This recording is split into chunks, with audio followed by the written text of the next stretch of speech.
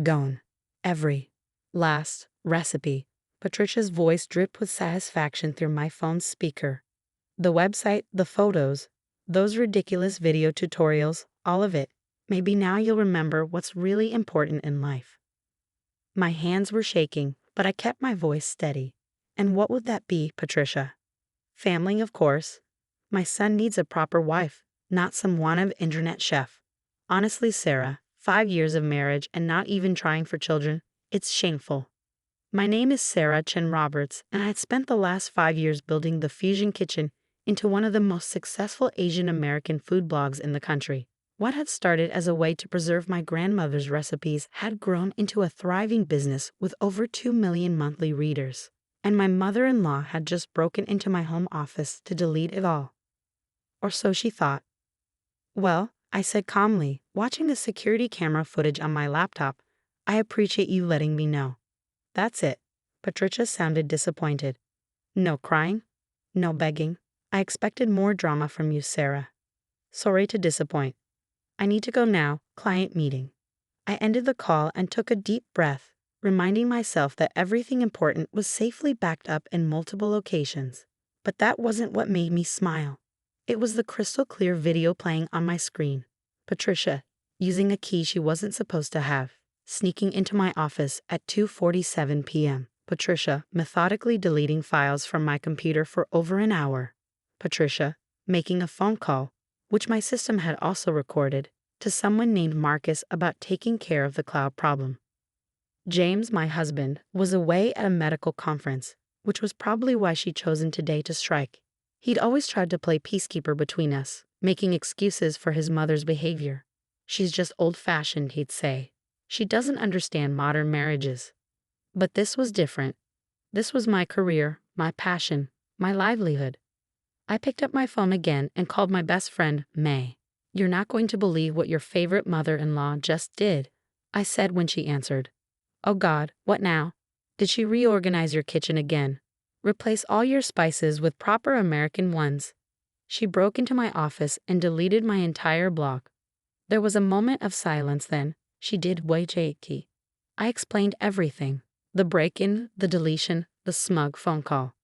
"But here's the thing," I added. "I've got it all on video." And that call she made, it wasn't just about deleting my work. She's planning something bigger.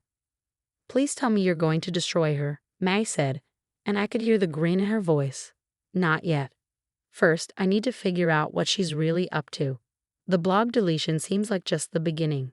After hanging up with May, I started digging deeper into the security footage. Patricia had spent a suspicious amount of time going through my filing cabinet, photographing documents with her phone. She also plugged something into my computer, a USB drive that she carefully removed and pocketed before leaving. I pulled up the backup log on my encrypted cloud storage. Everything was there. Recipes, photos, videos, user comments, everything she thought she'd destroyed. But there was something else. An unauthorized access attempt from an IP address I didn't recognize, timestamped just minutes after Patricia left my office.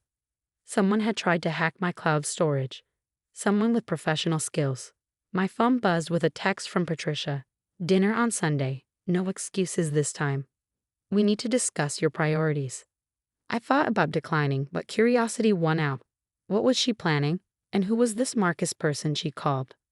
Looking forward to it, I texted back. The next morning, I met with Nina, my web security consultant, in a quiet coffee shop downtown. "Someone tried to brute force your accounts," she confirmed, examining the logs on her laptop. "Pretty sophisticated attempt too, not your average hacker. Can you trace it?" Nina nodded, typing rapidly.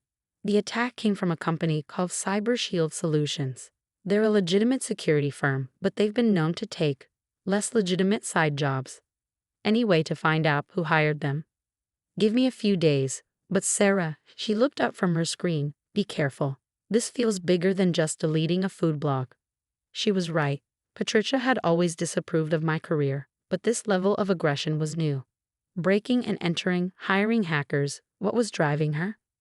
I spent the next few days pretending everything was normal. I answered client emails, worked on new recipes, and acted like my entire website hadn't just been attacked. The backed-up version was running smoothly on a new server. But I kept that quiet. Let Patricia think she'd won. On Sunday evening, I pulled up to her sprawling suburban home, noting the unfamiliar black SUV in the driveway. James had texted to say his conference was running long. He wouldn't be back until tomorrow. Convenient.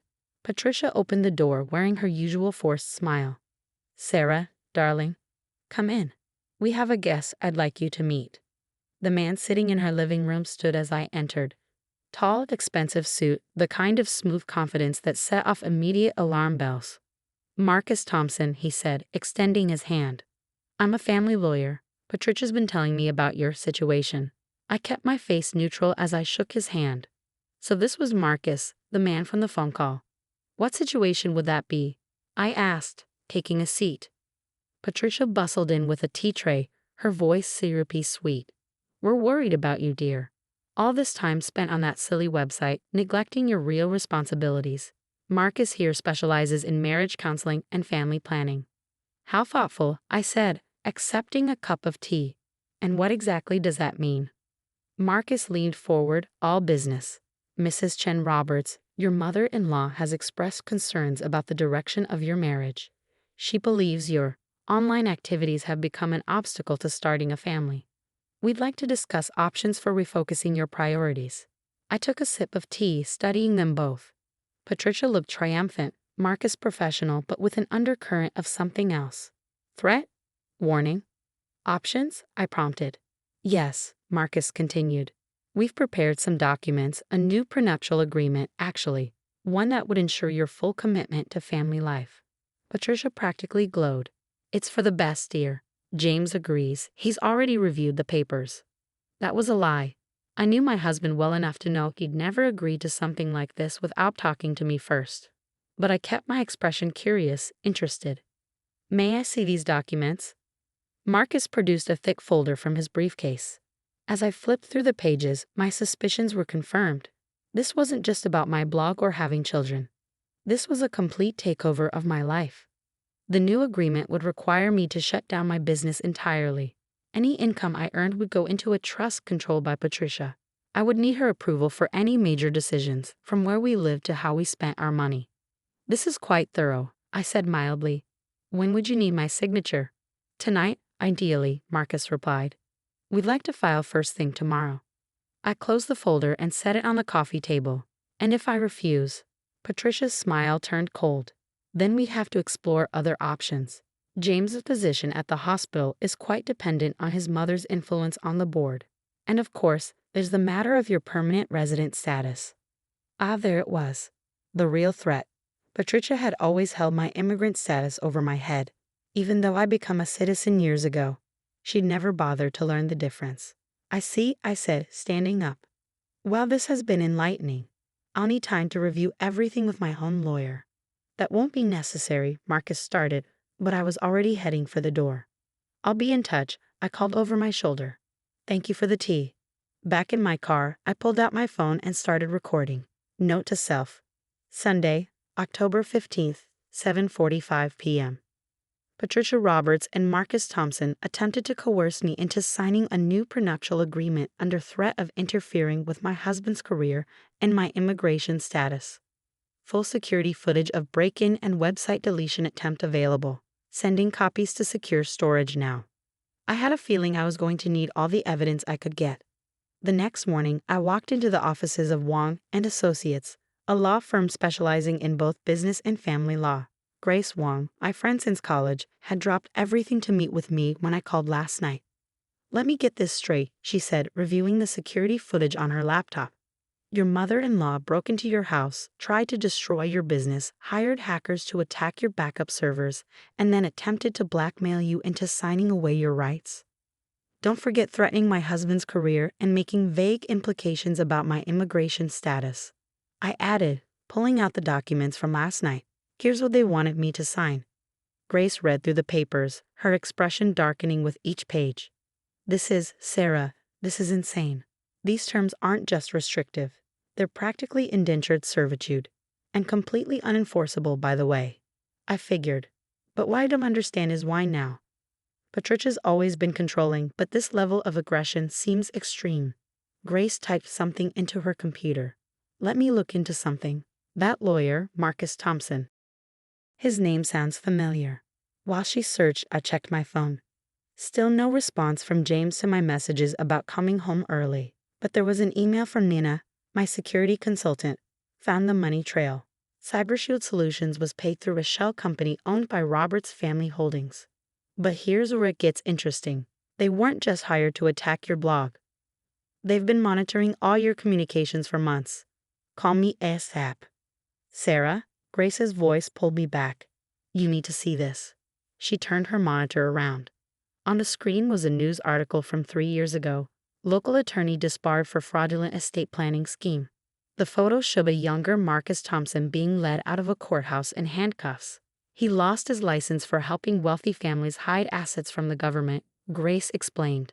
Now he works as a consultant for people looking to circumvent the law. If he's involved. This is about more than just my blog or having babies, I finished. But what's the endgame? Grace pulled up another document. Your company's financials. The Fusion Kitchen is worth what now? Last valuation was around $3.5 million. The cookbook deal I signed last month should push it over $4 million by year's end. And your husband is the sole heir to the Roberts family fortune. I nodded. Patricia's late husband left everything in trust for James. She manages it until he turns 40 or has children of his own. Grace sat back, realization dawning. That's in 6 months, isn't it? When James turns 40. Suddenly, everything clicked into place. Patricia's escalating behavior, the urgent push for grandchildren, the attempt to seize control of my assets. She's trying to maintain control of the money, I said. If James has children, he gets the trust. But if they can force me out of the picture, he might marry someone more amenable to Patricia's influence, Grace finished. Someone who would let her keep controlling everything. I thought about all the suitable young women Patricia was always trying to introduce James to at church functions. The not-so-subtle hints about divorce rates in mixed marriages. She wants me gone before James's birthday, I said. That's why they're moving so fast. Grace was already pulling out legal forms. We need to move faster.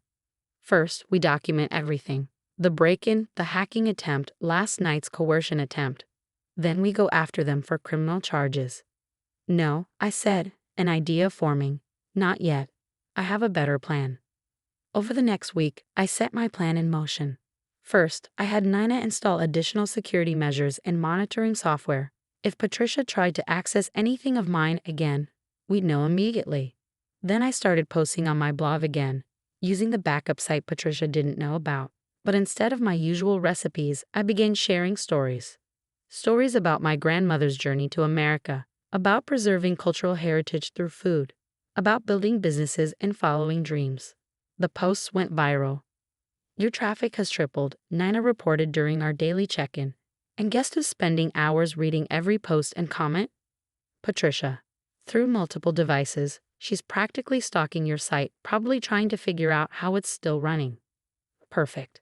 Meanwhile, Grace helped me prepare the legal groundwork. We documented everything but held off on filing anything. The timing had to be right. James finally came home from his conference, exhausted and distracted.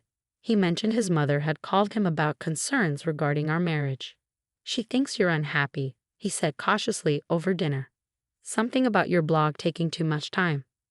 I reached across the table and took his hand. Honey, we need to talk about your mother, and about the trust. His face fell. She told you about that? Not exactly. But I know she's worried about losing control when you turn 40. That's what this is really about. Sarah, he hesitated. I know she can be difficult, but she's just looking out for me, for us. Is that why she broke into our house and tried to destroy my business? His head snapped up. What? I pulled out my laptop and showed him everything. The security footage, the hacking attempts, the illegal contract, all of it. With each revelation, his face grew darker. I had no idea, he whispered. The prenup she mentioned, she said it was your idea, to protect your business. She lied, James. She's been lying about a lot of things. He was quiet for a long moment. What do you want to do? I told him my plan. By the end, he was nodding slowly. Do it, he said. All of it. The next Sunday, we arrived at Patricia's house for the weekly family dinner. This time, I brought my laptop. Sarah, Patricia greeted me with her usual false warmth. I hope you've had time to think about our discussion. Oh, I have, I said brightly. In fact, I've been doing a lot of research about family, about legacy, about fraud. Her smile flickered. Marcus Thompson, sitting in his usual spot, shifted uncomfortably. I don't know what you mean, Patricia said. I opened my laptop and connected it to her large TV screen.